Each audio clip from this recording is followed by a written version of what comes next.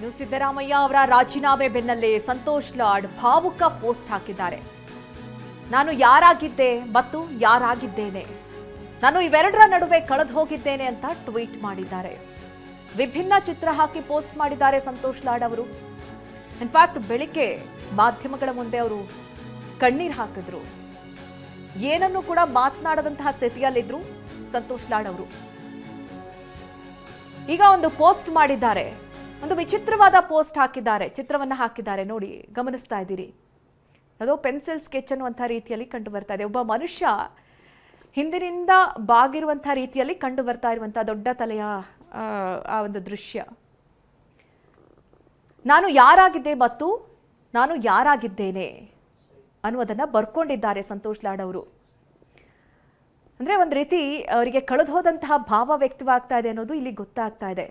ಯಾಕಂದರೆ ಸಿದ್ದರಾಮಯ್ಯ ಅವರೊಟ್ಟಿಗೆ ಅಷ್ಟು ಆಪ್ತ ನಂಟನ್ನು ಬೆಳೆಸ್ಕೊಂಡಿದ್ರು.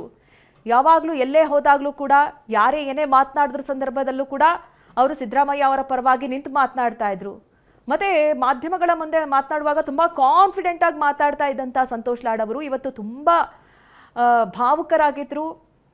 ಇಲ್ಲ 3 ಗಂಟೆಗೆ ಸುದ್ದಿಗೋಷ್ಠಿ ಮಾಡ್ತಾರೆ ಅನ್ನುವಂಥ ಒಂದೇ ಮಾತಿನೊಟ್ಟಿಗೆ ವಾಪಸ್ ಆಗ್ತಾರೆ. ಅದಾದ ನಂತರದಲ್ಲಿ ಅವರು ಕಣ್ಣೀರು ಹಾಕಿದಂಥ ದೃಶ್ಯಗಳನ್ನು ಕೂಡ ನಾವು ಗಮನಿಸಿದ್ವಿ. ಈಗ ಅವರು ಪೋಸ್ಟ್ ಹಾಕಿರೋದು ನೋಡಿ, ಗಮನಿಸ್ತಾ ಇದ್ದೀರಿ. ಇದು loss between who I was and who I am.